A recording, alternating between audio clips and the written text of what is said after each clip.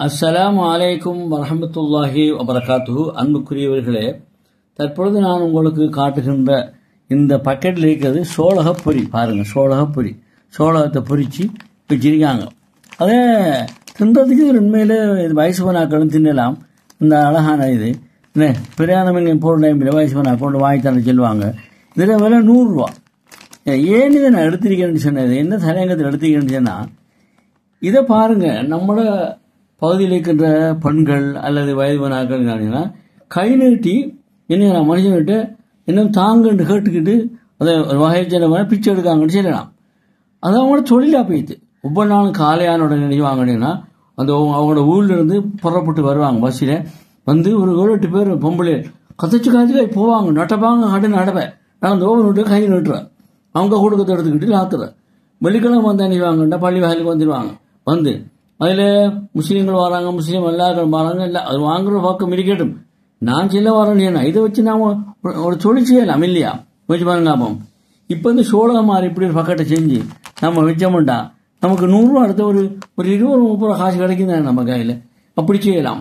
அதில் கச்சா மூட்டை வறுத்து விற்கலாம், அல்லது கடலை கூட்டை பேக்கெட் பண்ணி விற்கலாம். அது கொண்ட கடலை மக்க கடலை என்ன அதை போய் வைக்கலாம். சில நேரங்களில் பாருங்கள், கரக்கடை பக்கத்தில் இருக்காங்க ஐஸ்கிரீம் அதை வச்சு வைக்கலாம், கடலை வச்சு வைக்கலாம். பக்கெட்டில் போட்டு வச்சா மாறாக்கள் நிச்சுவாங்க, வாங்கிட்டு காய் தருவாங்க. அல்லது தண்ணி போட்டு நான் ஒரு இடத்த பார்த்தேன். ஒரு இடத்த நீராங்கன்னா ஒரு பொம்பளை இருந்து கொண்டிருந்தோடனே அவர் வந்தார். வந்து பார்த்து போட்டு உடனே போய் ஒரு தண்ணி பக்கெட் உடனே வாங்கிட்டு வந்து அவருக்கு முன்னுக்கு வச்சுட்டார்.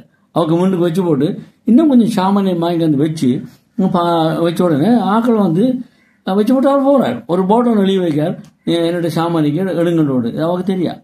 வந்து ஆக்கள்லாம் பார்த்து போட்டு எடுத்து போட்டு காசை கொடுக்காங்க. பார்த்துருக்கு பாருங்க, எவ்வளோ லேசான மேலே காசுக்கு உழைக்க பழகுறாங்க. இது நாம எவ்வளவுதான் சக்காத்தால் கொடுத்தாலும் அவளுக்கு உழைக்க விருப்பம் இல்லை. அல்லது வீட்டில் வைக்கிறது இன்னும் செஞ்சுதாங்கன்னு கேட்டாலும் செய்ய மாட்டாங்க. அவனோட நோக்கம் என்னடினா நடந்து செஞ்சு என் கையால் நம்ம கேட்டு வாங்கணும். அது இஸ்லாத்தில் பார்வையில் கூடாத விஷயம். நாளை பிச்செடுக்காக நாளை மறுமை நாளையில முகத்திலே நீவாங்க சதையில்லாமல் விரும்பப்படுவாங்க. எனவே அன்புக்குரியவர்களே, தாய்மார்களே, இதை யாரெல்லாம் இதை பார்க்குறீங்களோ நீங்கள் மற்றவர்களுக்கு அறிவிக்க சொல்லணும். எப்படி சொல்ல முடியும்னா, நீங்கள் எப்படியோ தொழில் ஒன்று செய்யுங்க. தொழில் செஞ்சால் பறக்காது. நியாயமாக தொழில் செஞ்சோட கையை முத்திருக்காங்க, உங்களுக்கு சொர்க்கம் கிடைக்கும்னு சொல்லியிருக்காங்க.